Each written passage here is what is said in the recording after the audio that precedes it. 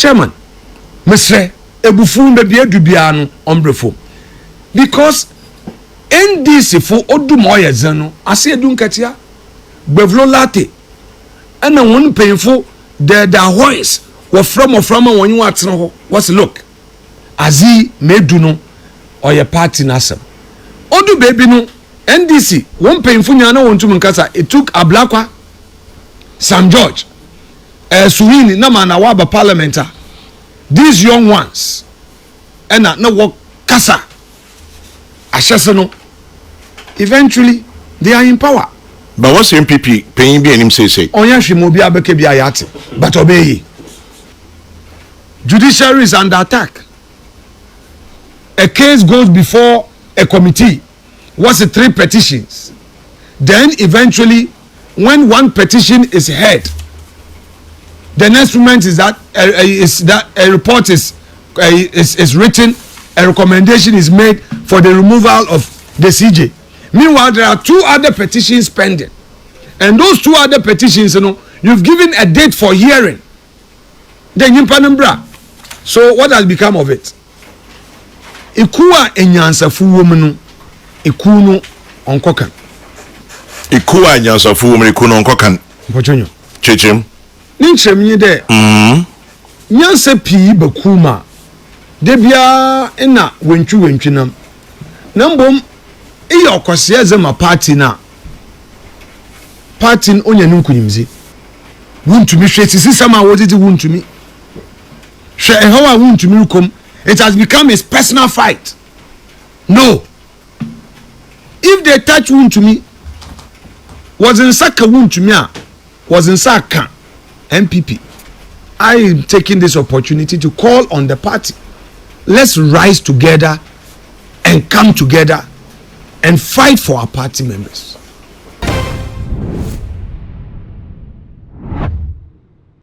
So you be a we need Ghana man some Chiabo se ben akrani some do na na ekoso e NPP was so amanyukun na me no ka say honorable Alexander Afenyo Markins ya wono na yes sahene edema minority leader akwakopie mu e wo Peace FM na busia wone chairman general Kwame Sifakan akwakotwe enkomo na ne enkomo twetwe no waka nsem bebre e de afa NPP party no ho ne ekoso e wo mafei chairman wuntimi ne sabre wo mo de eye na wodi court entwetwede no Alexander Afenyo Markins ache na adwene e de afa mu Chief Justice ho ensensem na afenye amanfo so e kan e de twa NPP party no mo tese sabre de kam yese party no penimu bia enimi nyina eye nsem a Alexander Afenyo Markins akọ na wakwa address e wo Peace FM abusia ye bekọ ne akwakotie ne nsem no na eye too much GH ana wani guso a wo hwe message se wo mi subscriber to so ya kai say wo de be wo ne be kan wo se ne be na upload ni to mpe wo ne first person ya wo sa ebidika abusia ayenkotie osahene Alexander Afenyo Markins Our Peace FM. Chair, I'm pleading with every NPP member. Man, tre baby na nkade na abene ben mpomenya hwe. Wasam wom. But who's any NPP? But what's a bidum so one way appointees? Chair, it's more Chairman, mayen ko epede ko mpocho. Fetcha. Chair, Chairman, me say there are discussions be after 31st January. We will freely have it. I plead with you. After 31st, oh, of course, I would always use your platform. You know, as some nekanyamzen in him. Chairman, Mr. Ebufu be bia dubia no ombrefo.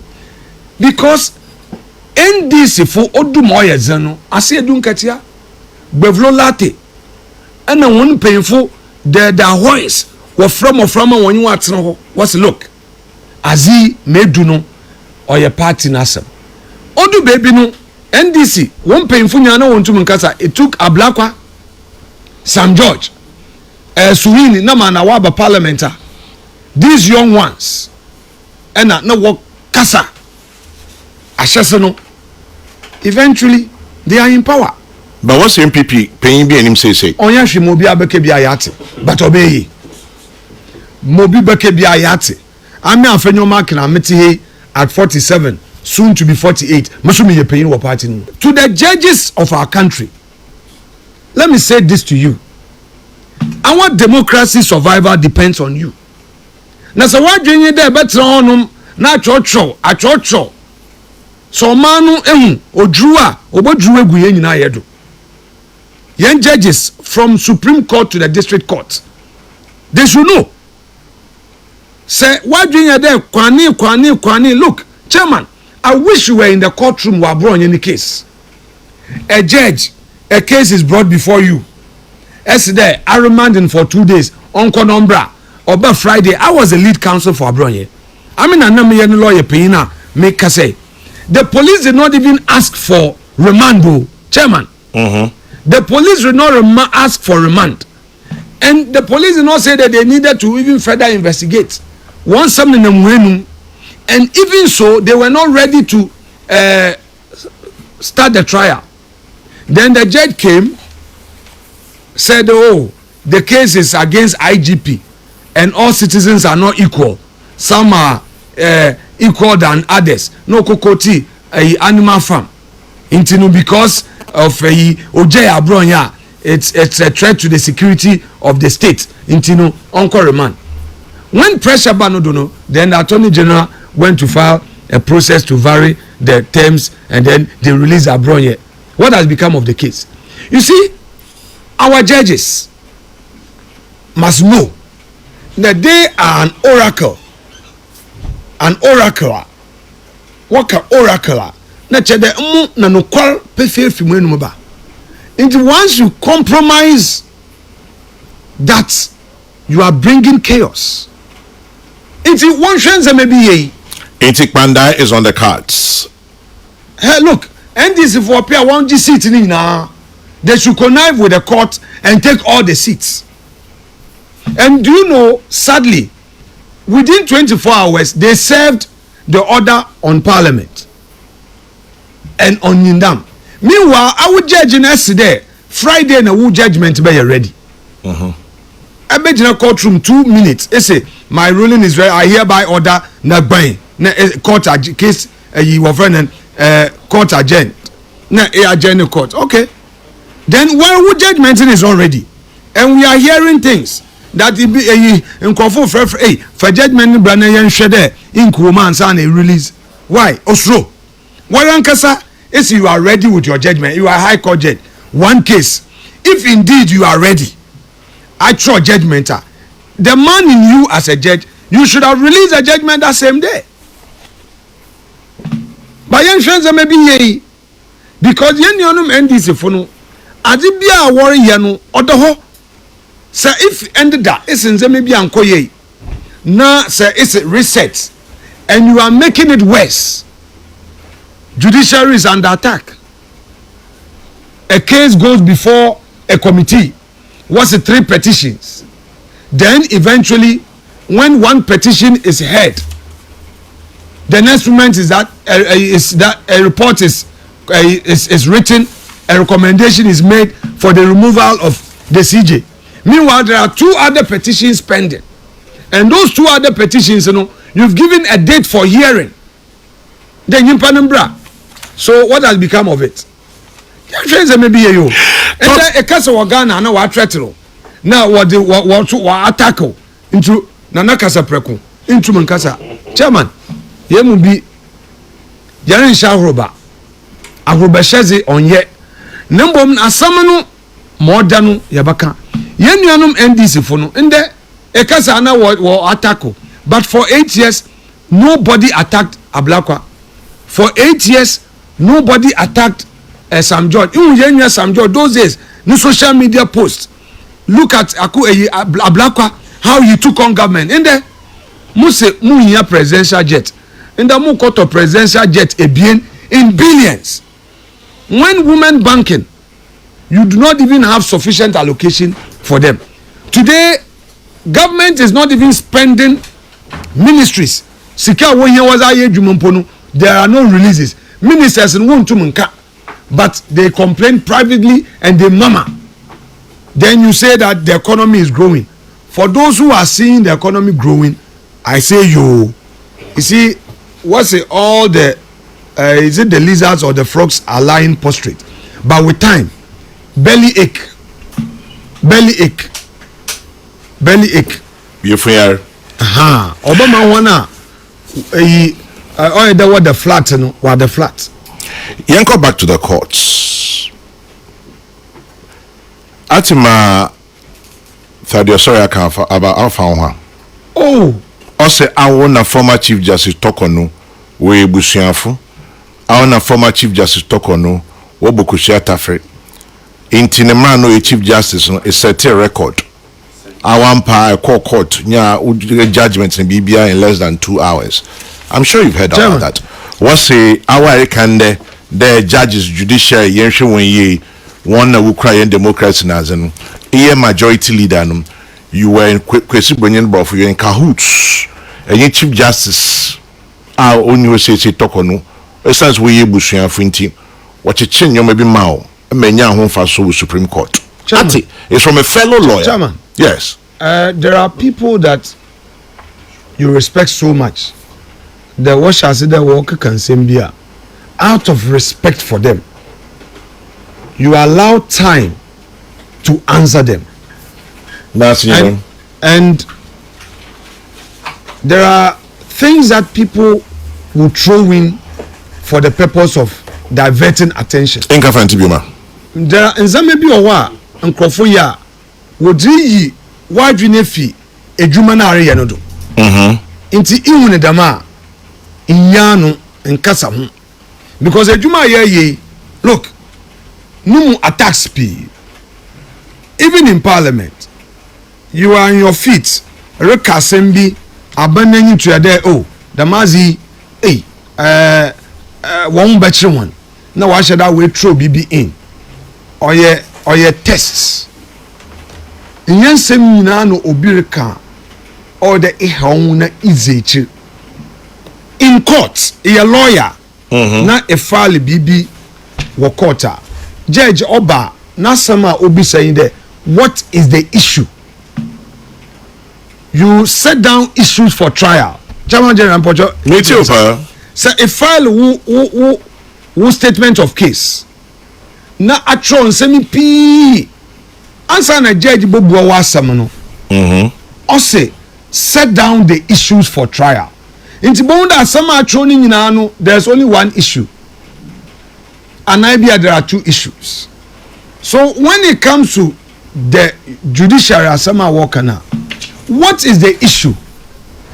The Muri Tokonezi, the Sebi, Wakaye, Azibia Onfata, the Onyinukune Tukwan.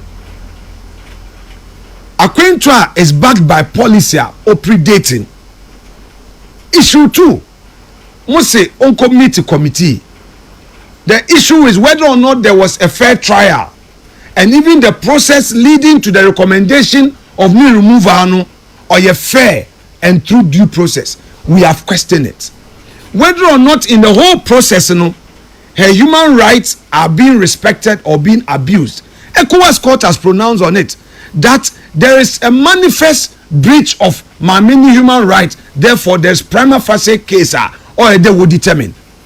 The next question in the whole process leading to a removal mameno ana or the BB court there court into Shomana injo did the Attorney General file a defense within time for speedy trial and now so the Attorney General laid back and allowed the whole process of a removal to continue to the detriment of the woman. Yes, it happened. Question again, that there was an injunction application. Was it hurriedly and speedily determined? Yes. What about the main case? It is still in limbo. These are the issues. Anybody who would try to divert attention, I will stay focused. As our friend party discipline, say, oh yeah, pa, che. I don't know bibi there. Ikuwa enyansa fu woman, ikuno onkokan. Ikuwa nyansa fu woman ikuno onkokan. Pochonyo. Chechim. Ninchem ni de. Nyansa pi bakuma. Debia ena wentwu nam. Nambom iya okwase zema party na. Party onye nkunyimzi. Okay. Bonde ye mamenum yesusura no. Bonde ye mamenum awari mu nsam ayebasa. Bonde wose marancha wari mejai na moframa yinti chairman general damasa meti bida ya ti bebe dam na political parties sute ebia na obi ni suban party leader bi de bia na o shahoroba ne kase nye de na o ye dam eti dem nyimpa no da bese yaze obi ni nzema bia o ye onkoye yon na ezechi ekade NPP nti chairman JB Dankwa na oze party ni be no onye ni nuanum na nyankofo pa grant mu obeche bilante akwaje and others wo bre yo JB Dankwa de owi wo prison okade fiase wo party mu enkofu pi wo kro exile embri ni wa mabobo ho nyina ho nizin anope maka me papa Kweku Esibu IK Esibu only one Mr. Father o mebo na yes. Kana say dem one friend yes IK Esibu unfortunately chairman nenwe fra wenzi daw na nchame panyi de ncha ma osum NPP bodu yi no a ende nyankopon ozimesi bibi ozimesi nche nenwe obon na ni nyina no oye nyankopon asem hwede onu onye police station chairperson but it does my party or queen my party wo demoting wo transfer or cry also wo jezi there 2000 election kufo be win na wa gene transfer back ene kufo win so so wo man transfer na inje oba back okay oba back chairman ye won krofo pia wezi nya wo party mu misre sembri nyina yeridi manso echi na yi yenyansanyi na mentem wasa party ni yenko yekan yenhwe yekase ye yenhwe yen kase ye na you see NDC for na what wono enye de wosinye no na onwo wo ntase bi de ekroye ometum chenmpapem hwene nansei chairman se hu ne de na binum roko wo keep fit na binum so wo ko wo thank you to impayinfo bi tsena ho na we calling one to order enhu de ni nyina no da adwe anytime be said NPP paying that is why I'm saying there yenso yebotum yaye na yenyaye yenyansafo a we hurt ourselves ye be say yaze nti mesre yenionum NDC fo look chairman yenyo parliament eyinya da meka ko bi ni fiasam yenyo parliament why 189 chairman won which one ye we NDC fo MPs ni bi ho a uba na was ba parliament and one man can here masa in parliament over masa ibinum wo backbench by board kra woni bi but when you were a train line whipper bonde wonyina was echi was war party dinti manka de nzama bi nkoye ya manka wasem naso manka da manka wasem but yeni nyinara chairman general Mpocho oya amfotum bi wo oboa at the time ana emi binum resume sisam no samesua makoma anchenda metia wuntumi hwe sisam a wodidi wuntumi hwe ehawa wuntumi rukom it has become his personal fight no if they touch wuntumi wasn't saka wuntumi a wasn't saka NPP wasn't saka obi biara wo party no ma wasn't saka NPP. Do you realize the American it is because of Obiana Nisuban and Amesa Wonkofotia? I would answer you that one. Please, chairman. Do. Say yenyina ye kan obinusu a obiara nka wo party ni mu. Onye nyimpa nusu na fie da say dun ka obiara no open asa wan dizim. Me? No, but you should know, chairman. How would I know? Epia kata charge say dun ka na hwe. Me nyim de we as Obiara mpewase. Exactly. But I don't want us to go into obinusu I there my lady tokonu na asemi odi baby anyi nkofo kasa waso na so onye friendly na me say it's not about nyimpa nusu sometimes no azena orokodo no nyimpa ni fiwo na hu de damazi ana oye ana so don ye so granted without admitting there won to me wo subia onye inti sabi obinzi na sisisam na wonguna nyimase. I am taking this opportunity to call on the party. Let's rise together and come together and fight for our party members. It's not about nyimpan adibia waye nyimpan waye bibi na onya yen kon with them like abron na Samarican. I called abron me nizin komoda me brother eyi onkoye me jizem painful ukura na ebien so oye wona seze de nzeme bi nkoye ya wo be frɛ ankrankro but mbom no so no se wozi na sisi sama oni nche de oh ha ona nkasa ndisu bane ye nti won fa no nko no nche de ye nyina no dachi bi no woje kira asem bi na woze tuyanda na che de will be lone rangers because of Usuban. Oh, Chair, was it? Remember back to that one. Chairman, say what say Oba Ankasa and Chain with Fia Debiana Pacho. Ain't you Oriana one Casa, Oriana one Casano? Or Pianco if you want. Ain't in there's some banners a kitchen each year. Obeka that you are rewarding bad behavior. Chairman, in that context, I agree with you. Okay. But that is not the angle I'm looking at. Okay. Mpochat masa. So Chairman Pocho, ye pay pado. Na ye hunde obi ekobu oka na hwehwe. No owie bibi na watch na. Ebeja tum de wonsi na aboa. Oh. But what would you say? One for police. Medase. So if all men find a man's hand in a till, his guilt would have to be proven, not so? Yeah. So I'm calling for due process. That's the context of Musuma Sama American. There, Sebio Obi Waye Bibi. The fact there, Sebi, Owo Subia Obi Mpen, on in Chede, Wonzin et system. Mpocho, Minche Minion. But also in Chede, Yenyi Subana, Yaziba Wite Domino. Because onu how party bian oya konda of members in Wunsu, and I'm paying for was any Munusu. The way I wabakasa, the way I want you crofo, bananto, na one's year, Mijitu Menu Yadrin.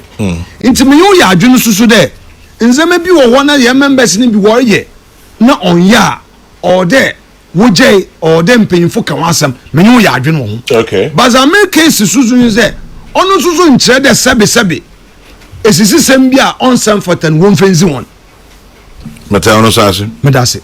Ensabusia Alexander Afenyo Markins ya wono mighty minority leader nsem no na yakwa kuti e dia balebusa so wuti ensem ya wono abo ebros ni bia na wo trese NPP party no party a ye kase enimdifo ne enyansafo de ne wo party ni ba enu nti na sabe ye hu party no wo pempenso a ye hu na kase bi ompeduasa enka wo madwene wo fuma na senka difo kodo so party ni dia enka bema party no atimi akotot na ne NPP fo ekomi o wo trese enya de fofo party bi opposition a eya na wotimi fa saa nyema mu bi o hwe na afi wo chene nsem no hu se wo de compare NDC abra wo mo so mo opposition na party no ye se edija no eja esi edunketia na wotimi gina ne naso ma party no esan eba power ene womo na ediade enti Alexander Afenyo Markin trese ne NPP commune just a matter of time chebia womo be free na so womo free ma ombesan aba back stronger than Ghana for trese emra sesa emra dane sabre emabunani ate yen ya to aba so womo trese womo ni ate ye pa